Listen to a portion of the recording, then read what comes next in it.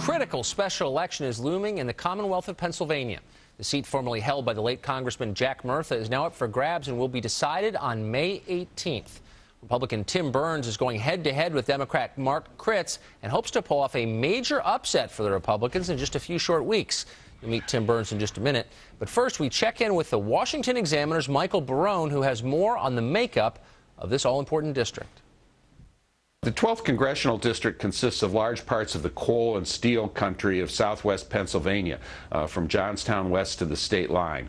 The boundaries were drawn by Republicans to place Republican voters in adjacent districts, but the traditional Democratic voters here tend to be conservative on cultural issues and opposed to environmental measures with negative impact on the coal industry. In the 2008 presidential primary, in the wake of Barack Obama's comments about people bitterly clinging to guns and God, Hillary Clinton carried this congressional district over Obama by a 73 to 27% margin. That was her best margin in Pennsylvania. And this is the only district in the country that voted for John Kerry in 2004 and then voted for John McCain in 2008, switching from Democratic to Republican, in both cases by narrow margins.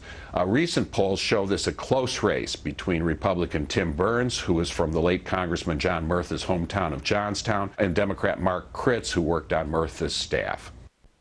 Thanks, Michael. Joining me now in studio is the Republican congressional candidate looking to pick up that seat for the GOP, Tim Burns. Welcome to the show. Tim, thanks for coming on. Thank you very much for having me. This seat was held by Jack Murtha really since the beginning of time. Are you running against his legacy? What are you going to do different from what he did? Well, believe it or not, this race is no longer about Jack Murtha. I mean, this race now is more about the Obama-Pelosi agenda. People in this district are upset with Washington as usual. They were against the health care bill. They don't want to see cap and trade passed, and they want somebody that is from outside of Washington that can go in there and make some real changes. But they kept voting for Murtha all those years. If you show up and say, I'm going to do things differently, how is that going to be received? Well, I'll tell you, it's a good question, but, people voted for Murtha because he was there for so long. They knew him. They trusted him. But like I said, he's gone now, and now this election is no longer about Murtha. It is more about stopping the liberal agenda of Pelosi and Obama. This district is a conservative district, yes, even though it's more Democratic. These are Democrats that are pro-life. They're pro-gun. They're tired of Washington. They're worried about the out-of-control spending, and they are looking for somebody that is going to, help put the brakes on this liberal administration's agenda. Boy, those numbers from the primaries were unbelievable. Yeah. They don't like Barack Obama. I mean, the one story those numbers tell is that they're not Obama fans. Why is that? Well, like I said, these are conservative. Whether they're Democrat or Republican, this is a conservative area. These are people that understand that you can't spend more money than what you bring in.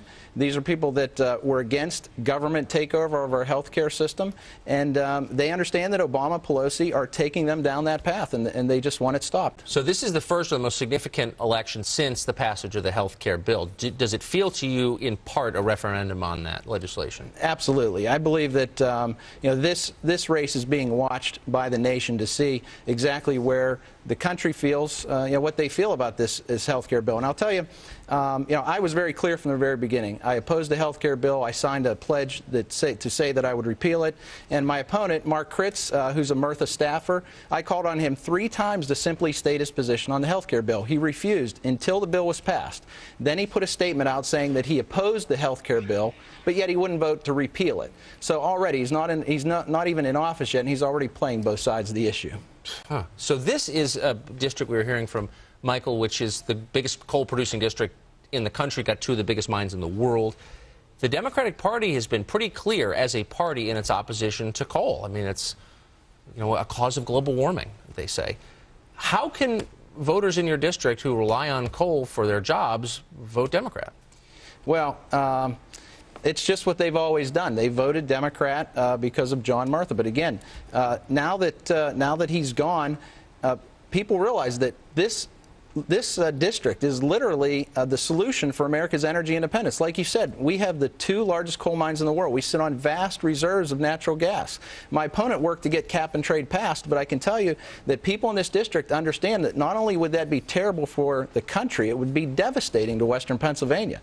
They oppose it, and like I said, they want somebody that will go in there that will stand up to Nancy Pelosi.